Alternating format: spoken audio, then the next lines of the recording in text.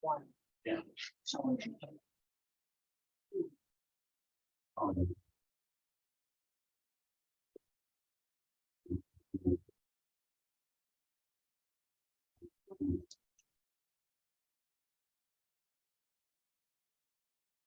I know.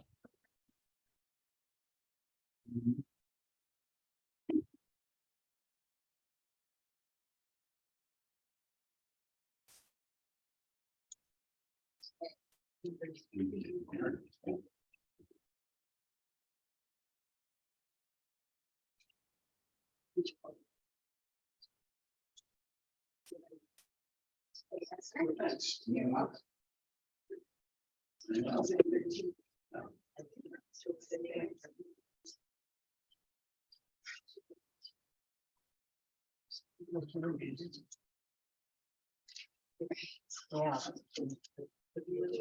For the race, please. Well, a lot of these districts.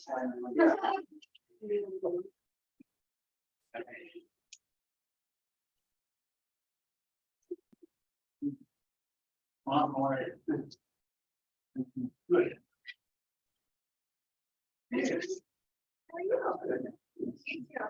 You, sir. How are you? Yeah, I won't be alarmed. Good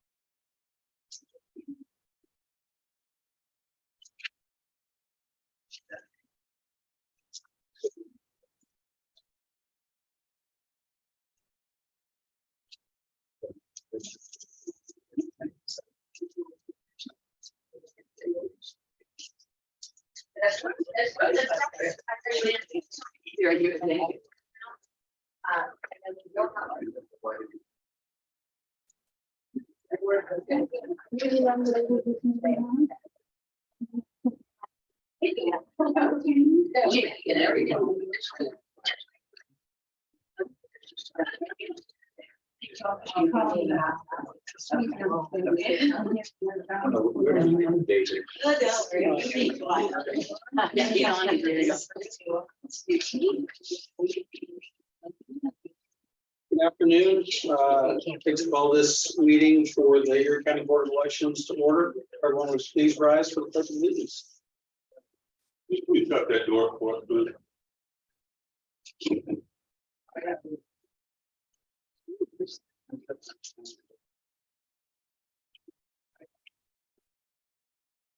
I pledge allegiance to the flag of the United States of America and to the republic for which it stands, one nation, under God, indivisible, with liberty and justice for all.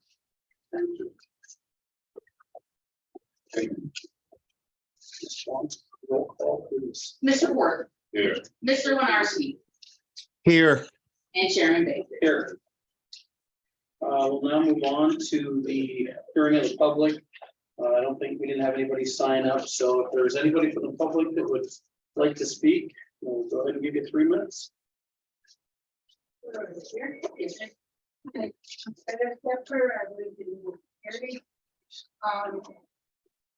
So my experience of judging elections last November was that we had a lot of people show up at my polling place who used to vote at a place that's no longer even a church.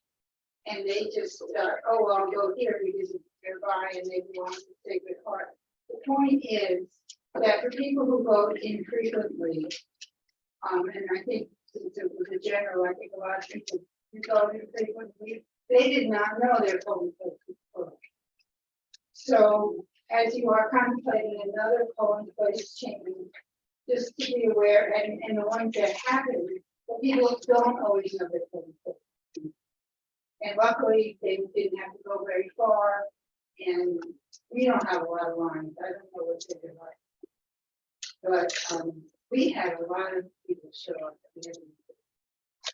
Also, I'm just concerned that if there are any people have transportation issues with this relocation, I don't know. But I appreciate everything all you guys do, just to be aware that people don't always do their own. Thank you. Thank you. Isn't anyone else from the public that would like to speak?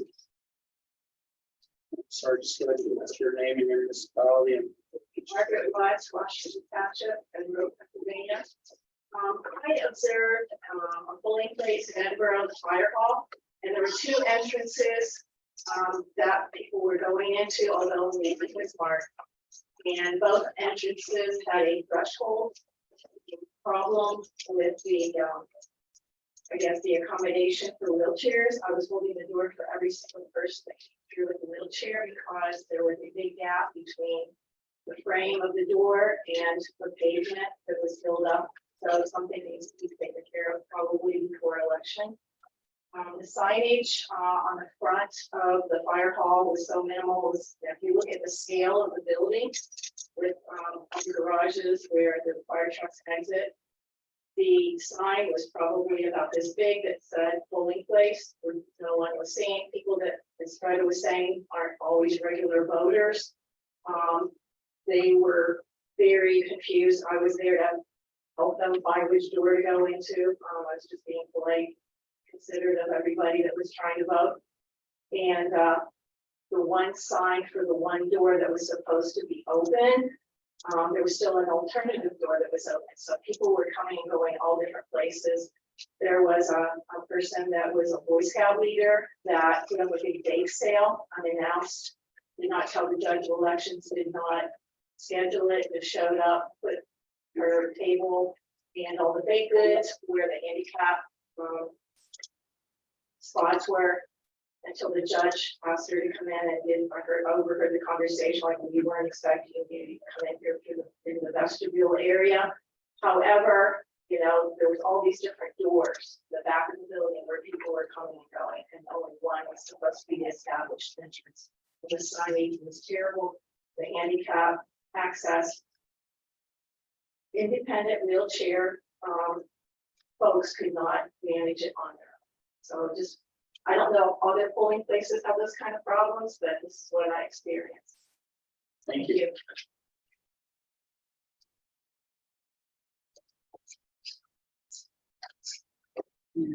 I got you. This will go.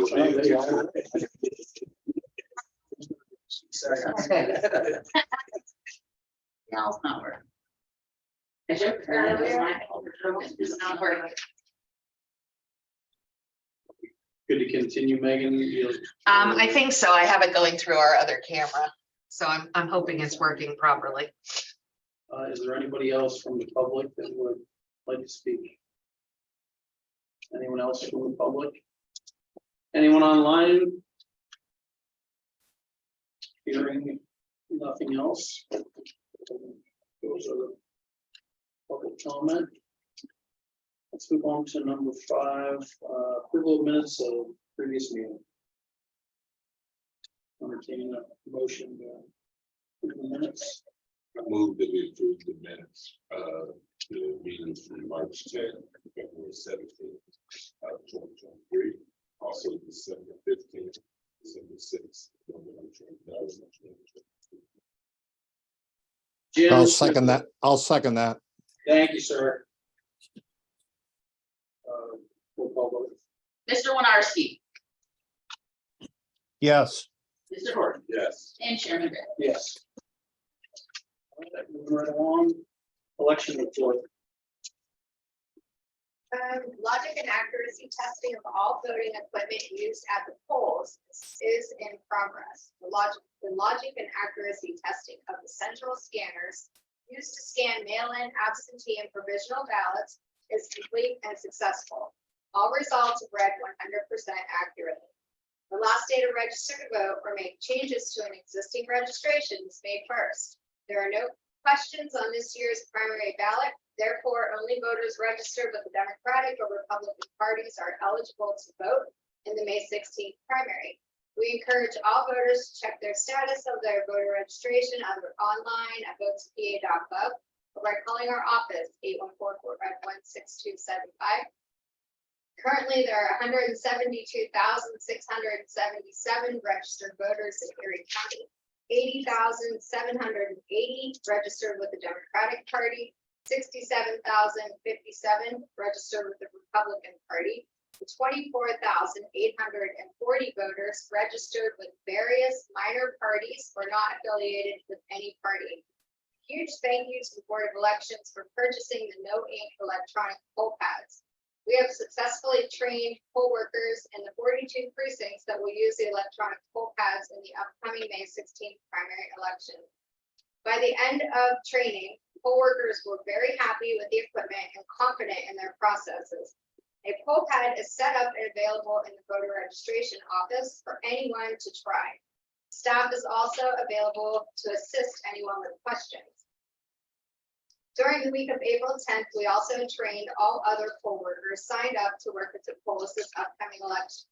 Thanks to our poll coordinator, Sue Sheffield, and our warehouse manager, Jim Chairpack, for all of their efforts in making sure everyone involved has a clear understanding of the processes, procedures, and best practices of successfully running an election poll. A total of 589 poll workers have been trained so far. We'll be holding additional trainings here at the courthouse on May 2nd and 3rd.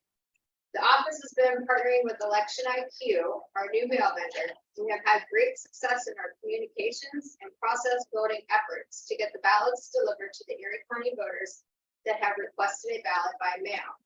For the record, we have processed 16,051 mail-in ballot requests and 982 absentee ballot requests.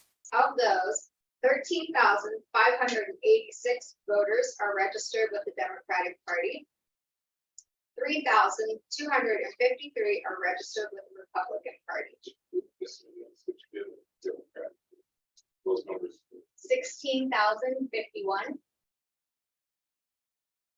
To repeat, the Republican is 3,253. If the ballot is approved today, Election IQ is standing by and ready to begin mailing as soon as possible. The hope is to have ballots in the hands of voters by the end of this month. If the ballot is approved today, voters can visit the elections office on Monday, April 24th to begin in-person early voting. Ms. Slomsky has verified that the security cameras for both ballot boxes are fully operational, and we plan to open the ballot boxes on Monday, April 24th. As always, we are prepared for a free, fair, and transparent election. Thank you. Appreciate it. Our Director of Elections and I are doing a tag team on the report today, so she had a very thorough overview of everything there. And you know, first off, I want to thank the team. It's been a great team effort so far in leading up the election. Our Director of Elections, Mrs. Fernandez, her very first election as the director, doing a heck of a job there. And thank you for that. One thing too, getting into our polling location change, which we started hearing about.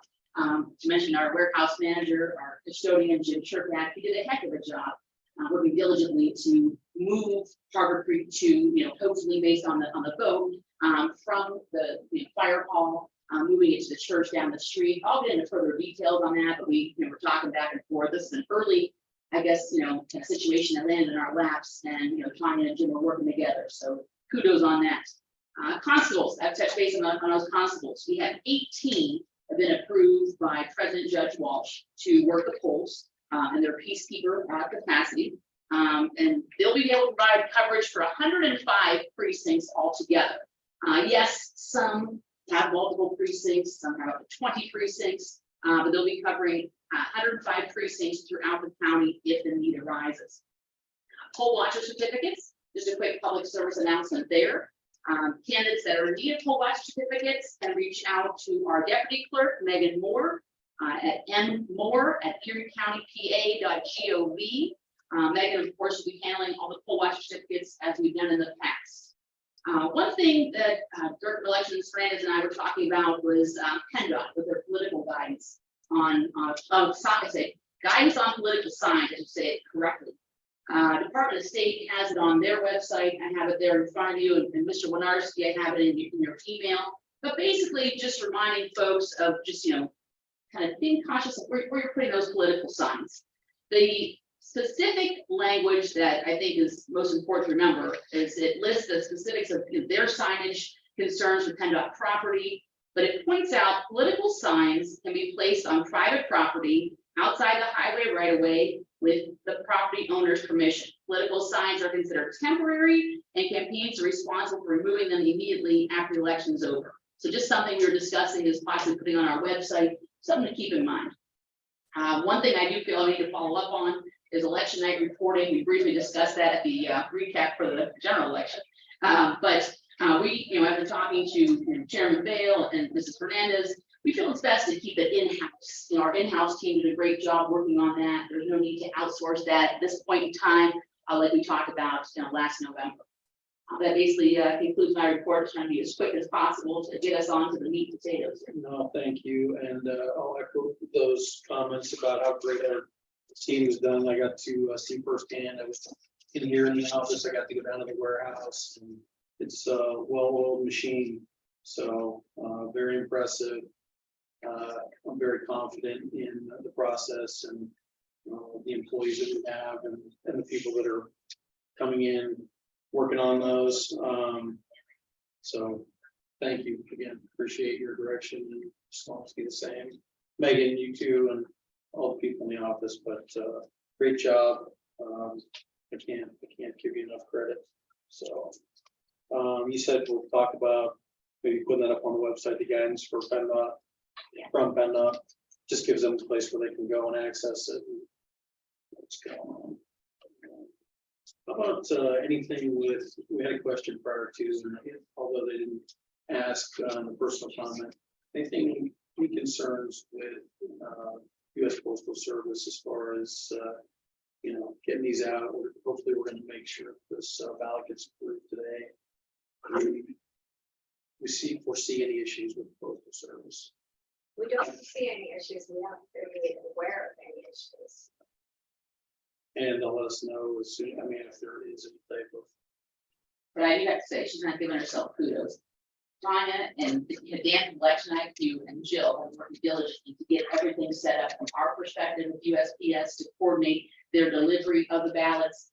I'm super excited. They're gonna exceed our expectations on this delivery. And correct me if I'm wrong, but they've implemented some new processes with Postal Service, seeing how many more, mail-in ballots there are. They've changed their policy and procedure a little bit to make sure that runs well smoothly.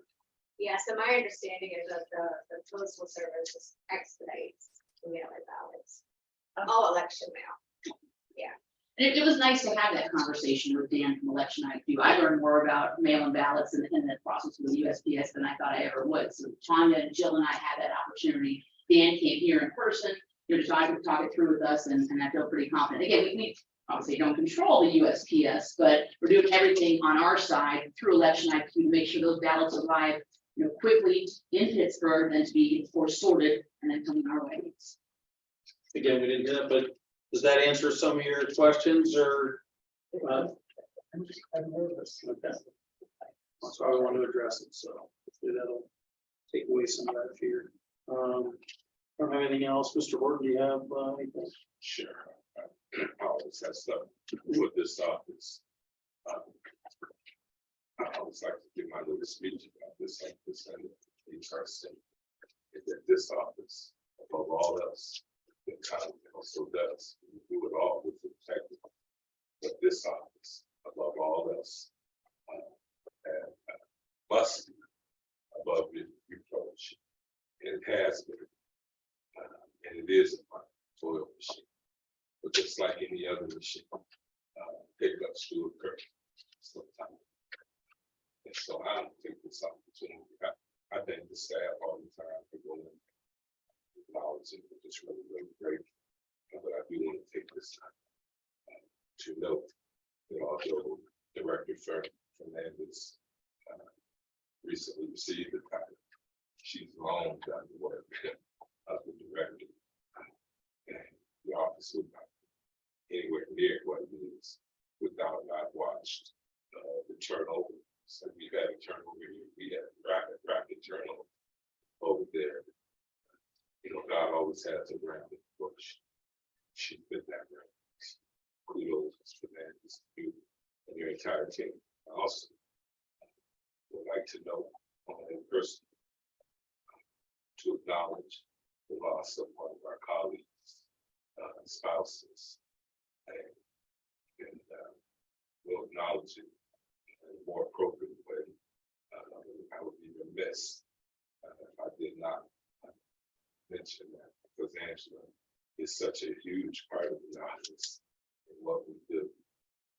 So our heart prayers go out to her with the entire election. Thank you, sir. Appreciate it. Mr. Winarski, do you have anything you'd like to add?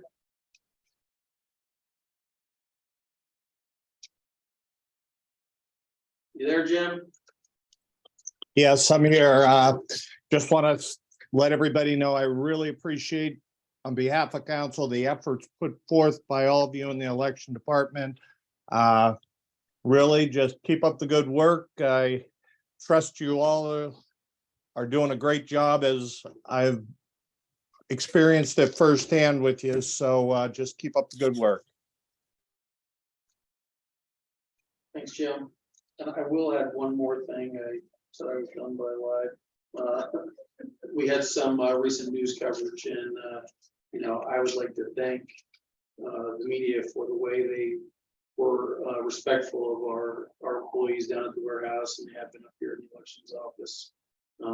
We realize that these recent elections have been a little turbulent, and there can be some issues that don't need to happen. So for them to come down and cover the process and give our employees their anonymity and not expose them, I was extremely appreciative of. So just put that on record. All right.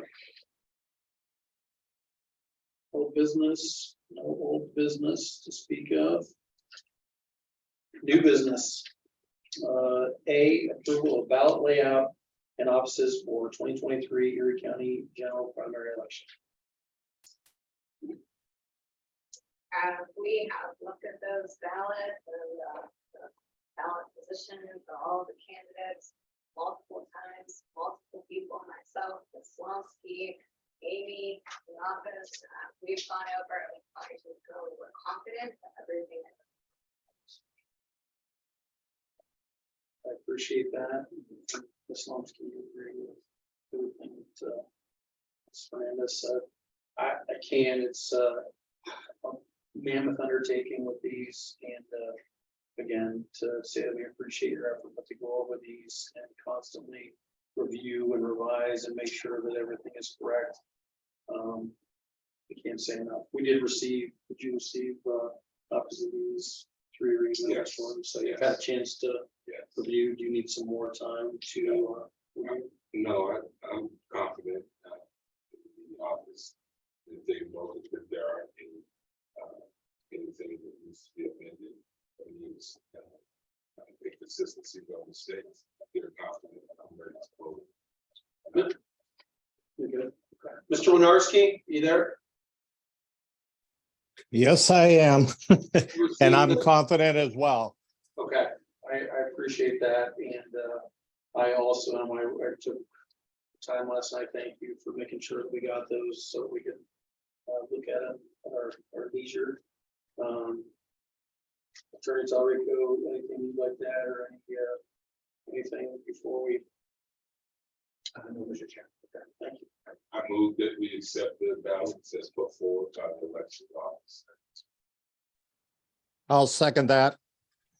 All right, it's been properly moved and seconded. Just for the record, if I could note, even though we only have 3 members of the Board of Elections, we have covered every single, district for every single council member, and thank you again for that. I just want to note that for the record, that the entire, 7 districts are covered. All right. Mr. Horton, Yes. Mr. Winarski, Yes. and Chairman. Yes. Right.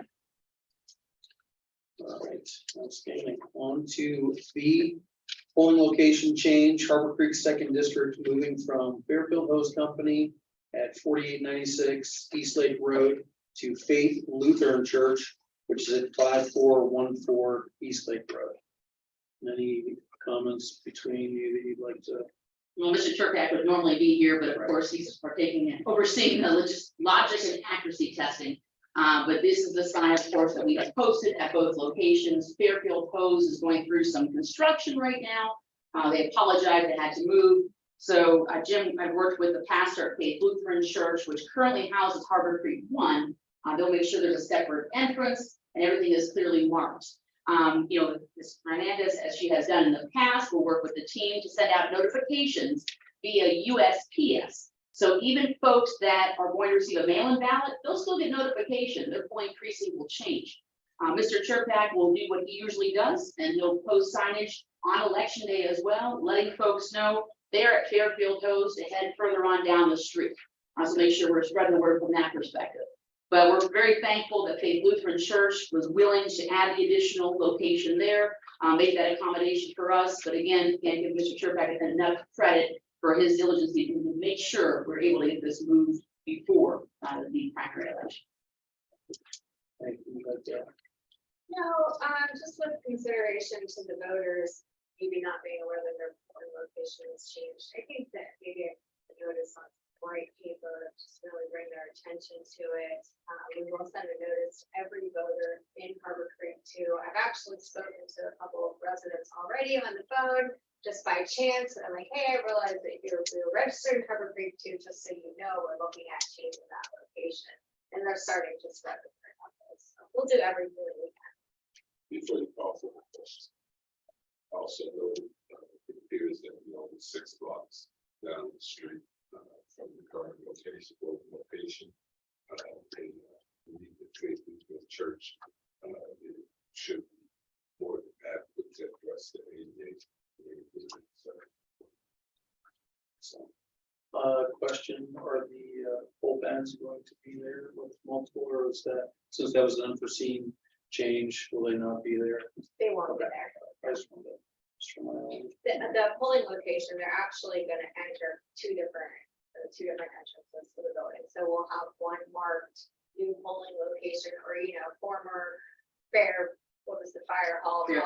Yeah, voters vote here, enter here. So they won't be using the electronic pads. we're going to have to go, but since we actually mentioned ADA, I know there was some concerns in past meetings about visually impaired being able to vote and having assistance and still having the privacy of the vote. And so maybe we could have some discussion online about that and see what we can do with it. Okay, I do know that Jim's been on top of that. So he revised the machine operator manual, make sure that the judges, or I'm sorry, the machine operators are aware how to utilize the ADA coordinates on the voting machines. And then the actual he actually talked about it in training a lot. He goes through all of it with the machine operators. And then I actually reached out to the judge of elections in the 2 precincts who had machine in the past, had a conversation with them. So we want to make sure everyone's comfortable using the ADA components moving forward. And that's why I love it. They're 3 steps ahead of us, like as always. Yes. Mr. Winarski, do you have any additional comments or questions with regard to that location change? No comment at all. Doesn't sound bad at all to me. Thanks. Hearing that, I'll accept the motion for this location change.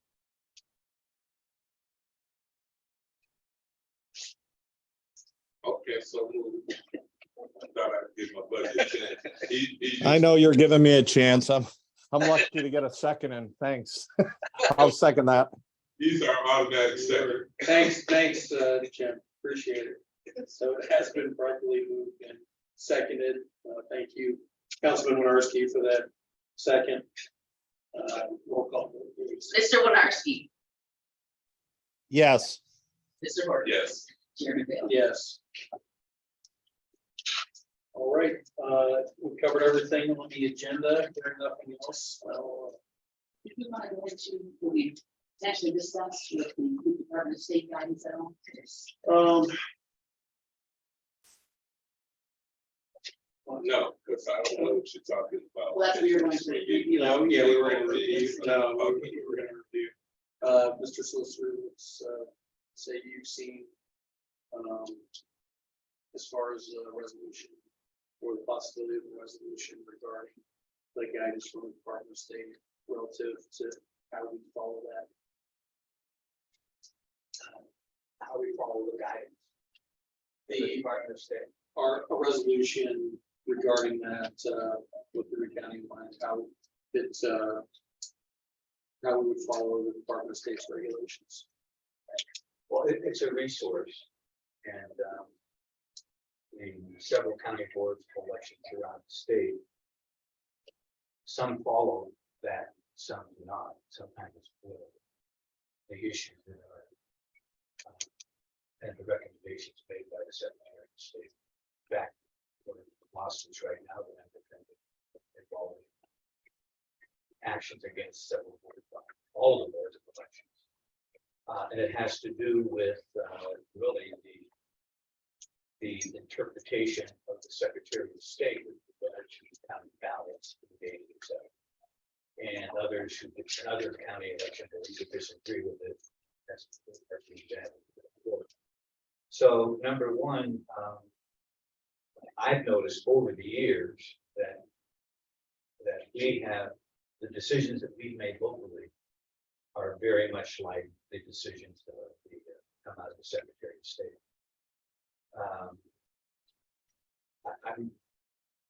When new guidance comes around, and then again, this last, like you say, these last few elections have been a little turbulent with regard to some of the issues. A lot more, in fact, in years past.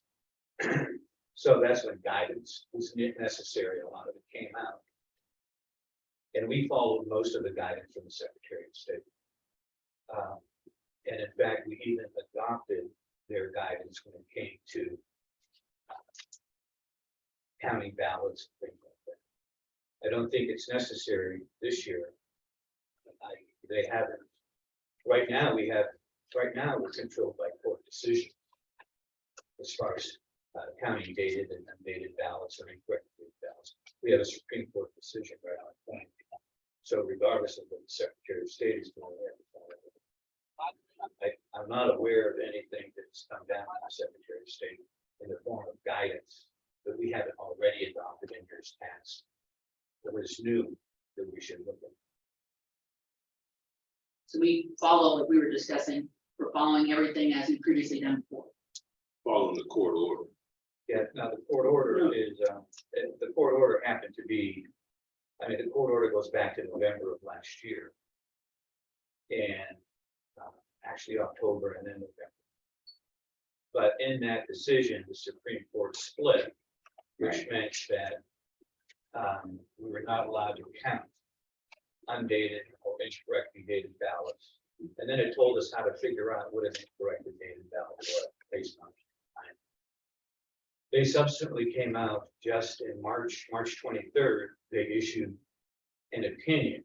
Back then, they only issued a 2-page decision. Now they have a 40-page opinion that they released in late March. That really, there's a lot of reasoning through it that leads to the result, but the result is pretty much the same. And that issue, namely the dated and undated, and then the curing, whether you can cure, is still being fought in Commonwealth Court, and it's also being fought in federal district court. So that hasn't made out yet. But I've reviewed that with Tanya, and we're on the same page with the court order. But that's not what we're talking about, Mrs. Landis. The concern she has, how are we going to handle the normal, I don't want to say curing, if you will, if someone does not sign their envelope as we have in the past, that type of was the concern. I would think we would handle them the same way we handle them last. Yeah, same. Okay. That has not been affected. Right. Okay. There's no decision on curing. Right. That makes you feel good. Yes, Okay. I just want to make sure that we're doing the board. We want to make sure that we follow our systems and that we're in line with the court order. So we're sure we're doing everything slightly. Thank you, sir. That answers. As long as you're good. Yes. Okay. Nothing else? Nothing else. Take a motion for adjournment. Adjourn. Thank you, everyone.